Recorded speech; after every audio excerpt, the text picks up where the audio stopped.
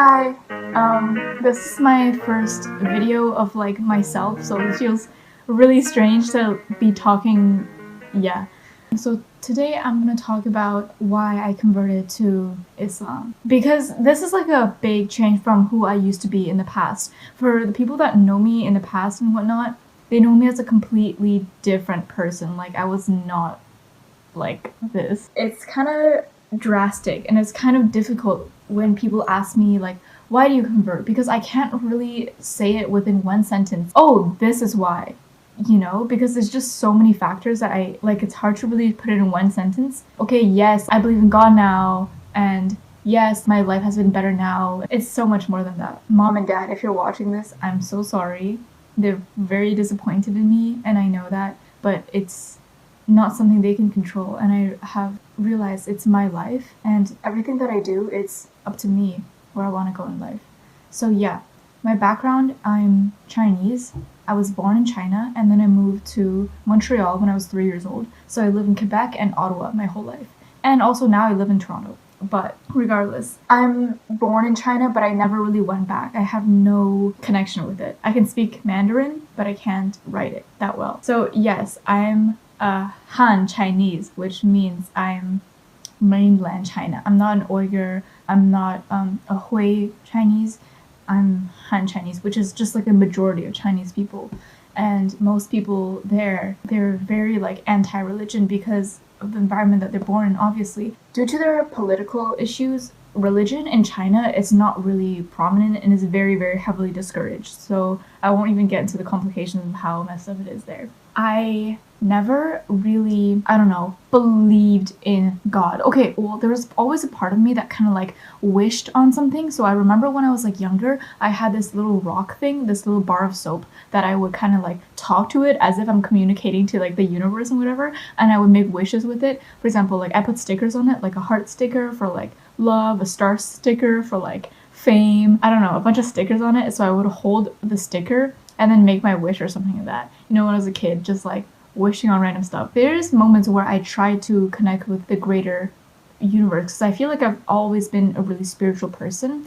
However, my family was not. My mom disliked religion because she was born in a small village in China and they were really into like shamanism and that type of like cults and whatnot. So she regarded all religions as something kind of like weird, kind of strange, kind of like dealing with the occult, kind of dangerous and kind of sketchy. Like, if you know Chinese people, they're generally pretty superstitious.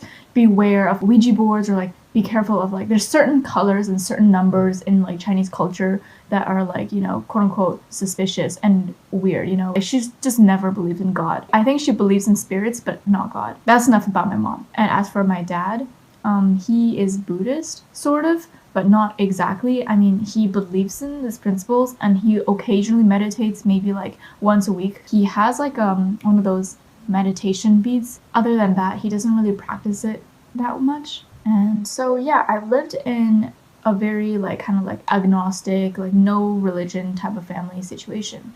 Living as a kid, moving around a lot, and living in Quebec and Montreal and Gatineau, it was not so fun. I was kind of like an outcast all my life in schools. I think it's due to racism now that I realize it now, because like there were just white kids everywhere and I was the only Chinese kid. So me being the outcast, this meant that I didn't want to fit in, but I also really did want to fit in. So I would kind of like coin myself as the weird kid. So I would always like do weird things, playing pranks on the teacher, or always like rebelling against the rules.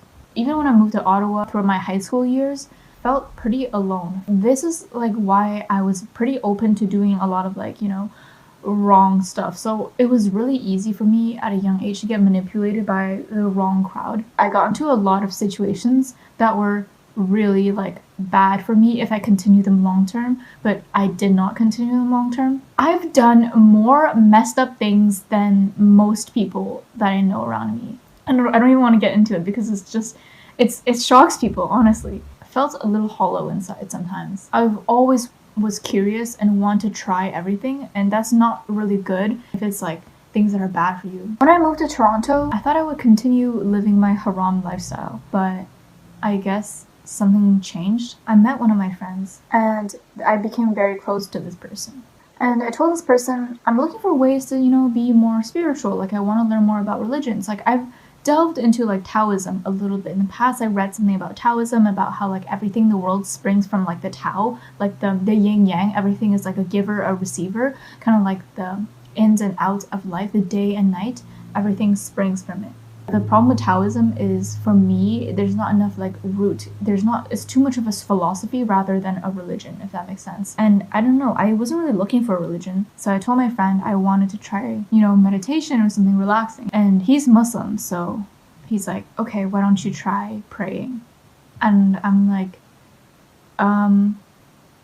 okay.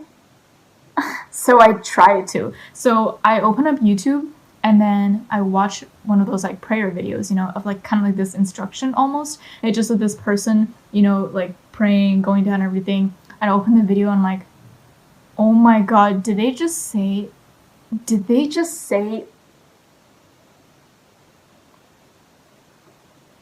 isn't that like a swear word? I was so ignorant. I was, like, so completely oblivious.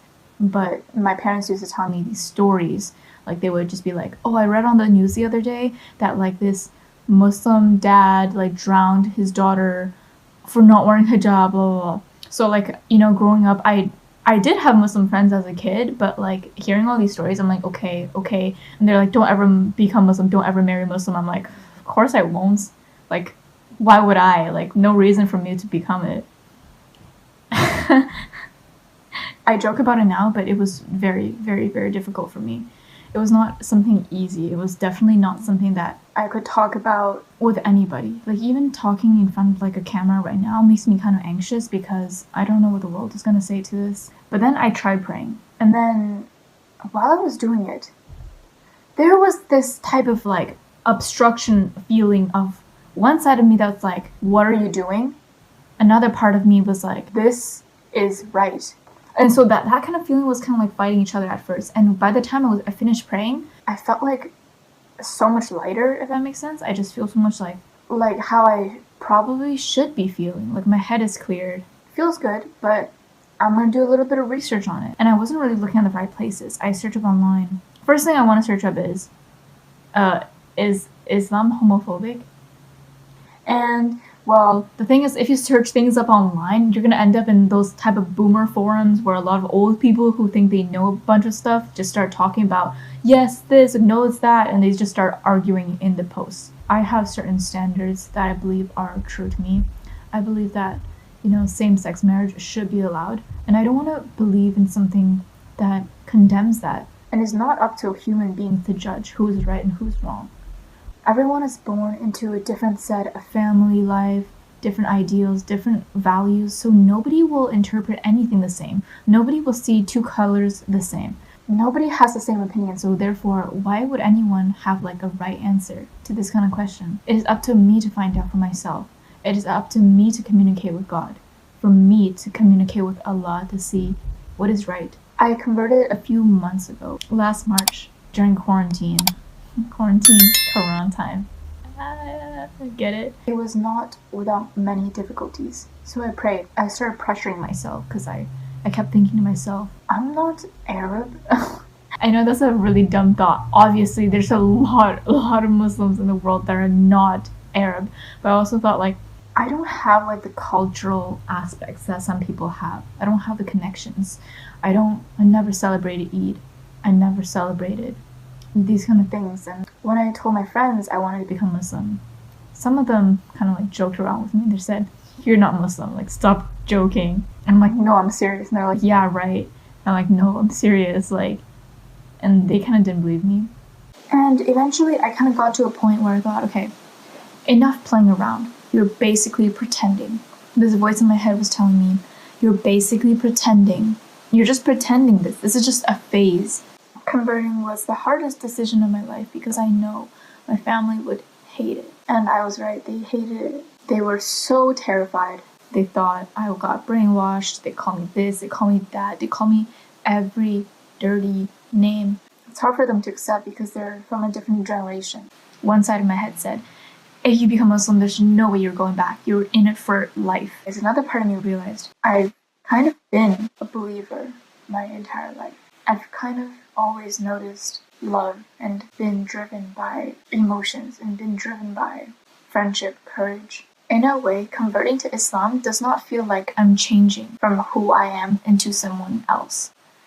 It is more so changing from someone I'm not to someone that I am. There's this quote that says, in life, we have to unlearn what we've been taught to remember what we've always known. But there was moments of skepticism. While looking out my apartment window that I lived in at the time, I was asking for God for a sign. I was looking out and I just thought, come on, okay, listen, just make some car drive by and that's gonna be my sign. That's gonna be my sign. Or make something happen outside. And this is during quarantine, so like nobody's outside at night. And so I look out the window among the cities and the skyscrapers. So I waited. I can be patient. There was no sign. There was no sign because the sign has been with me all this time. Does that make sense? This feeling, this overwhelming feeling washed over me as I sat there on my bed looking out of my apartment window. I don't need a sign. My life has been a sign. I just haven't been counting them as signs. All these things we're going through in my life, all these good things, all these blessings, and I have not even counted any of them as signs. I just thought everything was the way it was for just whatever reason that it was. Things happened just because. I never really regarded them as signs. And I think about all these things that I wish for. And at that moment in life, I had everything that I wished for. I used to pray. I used to really wish. I used to hope with all my heart that I would get into film school in Ryerson in Toronto. And I got in. And on every one of my birthdays, when I blow out the candles, I make a wish and I wish I have a good life. I wish I learn. I wish I gain wisdom. I probably should have wished for something more tangible, because if you wish for wisdom, Allah will put you through all the harsh things so you learn about the wisdom. And I did learn. I learned from all the things I've done, all the messed up things I've done. And it's all these signs that I've been neglecting. Everything has been a sign. Look for signs. The reason you don't see signs is because you're not counting them as signs. If you're driving a car and you see a traffic light, and then you never even learned about traffic. You never even sat in a car. You never know anything about traffic lights and cars. When you see the red and you're trying to drive and stuff, you have no idea what that means. You just think it's whatever. It's probably just decoration. Not a sign unless you count it as one. I still have bad habits that I'm trying to curb. I'm not a perfect person, and I realize nobody really is. I used to thought to be a good Muslim, you have to be free of sin. You have to be some sort of pure person. I'm obviously not. Converting to Islam was the most challenging thing that has ever happened to me. I felt like my life was on the line. Like I just feel like, who am I? And I thought I needed to, and I felt like I couldn't. At the end of the day, we rely too much on external signs, and we forget every internal sign, every feeling of joy, every feeling of sadness. These are all signs.